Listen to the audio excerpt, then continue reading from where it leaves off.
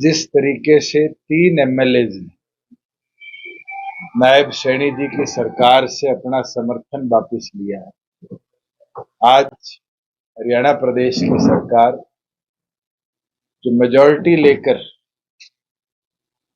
2 महीने पहले आई थी उससे कम हुई। नैतिकता के आधार पर मुख्यमंत्री को या तो अपना बहुमत पेश करना चाहिए या इस्तीफा देना चाहिए। और वहीं दूसरी ओर पर हम आग्रह भी करेंगे और लिखित में भी महामहिम से आग्रह करेंगे कि इस गवर्नमेंट को दोबारा, क्योंकि 3 विधायकों ने लिखित तौर पर अपना इस्तीफा राज्यपाल को भेजा है, राज्यपाल भी सरकार को मेजॉरिटी प्रूव करने की डायरेक्शन दे, क्योंकि आज 2 विधायकों ने विधानसभा की मेंबरशिप से इस्तीफा दिया है। 88 MLA आज हरियाणा विधानसभा के 3 गवर्नमेंट से समर्थन वापस कर चुके, 2 वो विधायक थे जो उस समय गवर्नमेंट के पास उनके समर्थन में। 5 विधायकों का कम होना सरकार के समर्थन से ये प्रूव कर देता है कि आज सिंपल मेजॉरिटी के आंकड़े से सरकार बाहर। मैं तो आज यही मांग करता हूं कि मुख्यमंत्री नैतिकता के आधार पर अपना इस्तीफा देने का काम करे। मैं कल मुख्यमंत्री का बयान किसी चैनल पे देख रहा था जहां वो हंस हंस कर ये कह रहे थे कि ये आज वहां कुछ लेने गए हैं, यहां कुछ लेके 4.5 साल बैठे थे, इसके बारे में भी वो बताने का काम। और मैं एक चीज कहना चाहूंगा, हम जब तक सरकार के साथ थे कभी इस तरह के हालात नहीं मिले जहां मनोहर लाल जी और मुझे इस तरह की कोई घटनाक्रम देखने को मिली हो कि किसी ने समर्थन विड्रॉ किया। आज उन लोगों का कांग्रेस के साथ जाना ये दिखता है कि भारतीय जनता पार्टी किस तरीके से कमजोर हुई है। जो 11 कमल खिलाने की बात करते हैं वो आज कितने कमजोर। और वही दूसरी ओर पर नेता विपक्ष ने कल तीनों को समर्थन के साथ एक प्रेस कॉन्फ्रेंस करी।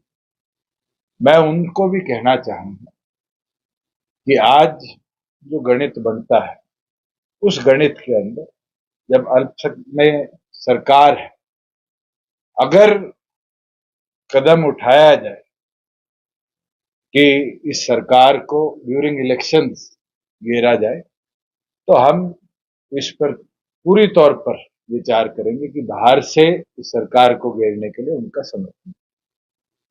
अब ये कांग्रेस को सोचना पड़ेगा कि क्या भारतीय जनता पार्टी की जो आज सरकार सत्ता में है इसको घेरने के लिए वो कोई कदम उठाने का काम करेगी।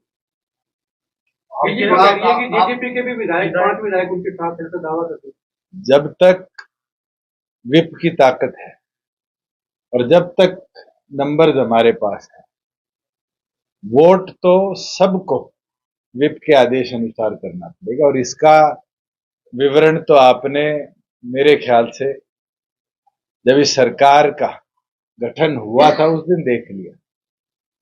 तो उस दिन भी हम तो पूरी तौर पर स्पष्ट है कि इस सरकार को घेरने के लिए कदम। लेकिन खुले तौर पर वो कार्यक्रमों में जा रहे हैं। जोगीराम से ऑलरेडी नोटिस इशू किया गया है, एक प्रोसीजर है विधानसभा का जिसके अंदर नोटिस इशू कर पहले जवाब मांगा जाता है। अगर जवाब ना दिया जाए तो फिर स्पीकर को लिखित में उनकी सदस्यता रद्द करने के लिए कदम उठाने के लिए कहा जा सकता है।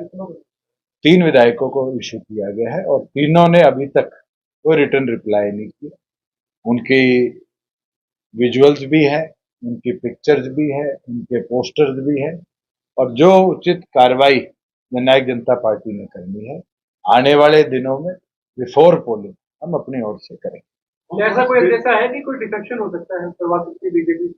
अगर कोई इस्तीफा देता है तो उसके ऊपर है। पार्टी विरोधी गतिविधि का रिकॉर्ड आज हमारे पास, और पार्टी विरोधी गतिविधि के अंदर जिसने भाग लिया है उसके विरुद्ध एक कानून है और उस कानून के तहत हम जल्दी स्पीकर को भी मिलेंगे और उनसे आग्रह करेंगे कि इनके खिलाफ कार्रवाई। कौन कौन से विधायक?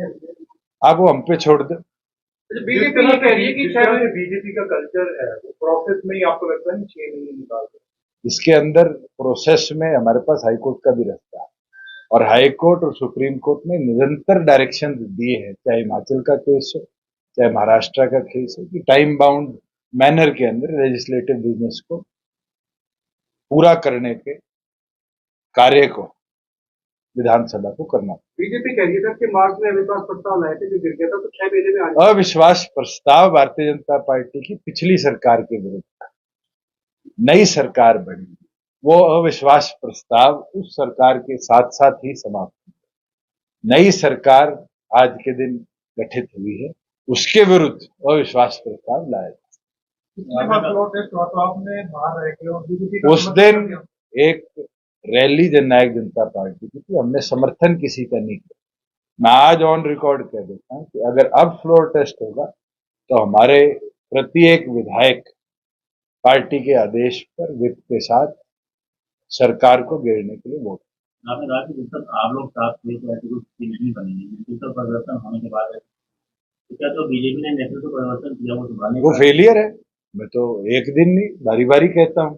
जब नया मुख्यमंत्री पहली कैबिनेट के बाद कहता है कि 94 दिन का प्लान बना है, तो इसका मतलब तो उनने पहले मन बना रखा है कि वो 94 दिन के मुख्यमंत्री, और ये तो ऑन रिकॉर्ड है, चंडीगढ़ की किसी आपके बीट के साथी से निकाल लीजिए कि फर्स्ट फुल कैबिनेट मीटिंग के बाद आकर नए मुख्यमंत्री का बयान था कि हम तो 94 दिन का प्लान लेकर आए। और उस दिन ये साबित हो गया था कि कितने कमजोर शासक वो रहेंगे और कितने कमजोर नेतृत्व के साथ प्रदेश चले। और आज भी मैं आपको बता सकता हूं कि निरंतर फील्ड का दौरा हम कर रहे हैं। मंडियों में जिस तरीके से आज के दिन गेहूं पड़ा है, सरसों पड़ा है, 22 दिन से ऊपर हो गए जहां सरसों की पेमेंट नहीं हुई, 17 दिन से ऊपर हो गए जहां गेहूं की पेमेंट नहीं हुई। ये दिखाता है कि किसान विरोध में कितना इनने काम किया है, कमजोर करने का जो प्रयास किया है, और मॉनिटरिंग का फेलियर। सिस्टम तो ऑटोमेटेड हमने बनाया था। 4 साल क्यों नहीं दिक्कत आई जब पेमेंट 48 घंटे में दी गई? 4 साल क्यों नहीं दिक्कत आई कि उठान टाइम बाउंड मैनर में किया गया? आज भी उचाना में 10 लाख बैग्स गेहूं के पड़े हैं। तो ये फेलियर दिखता है कि मॉनिटरिंग नहीं है, और मॉनिटरिंग ना होने की वजह से इस तरह की दिक्कत फार्मर्स।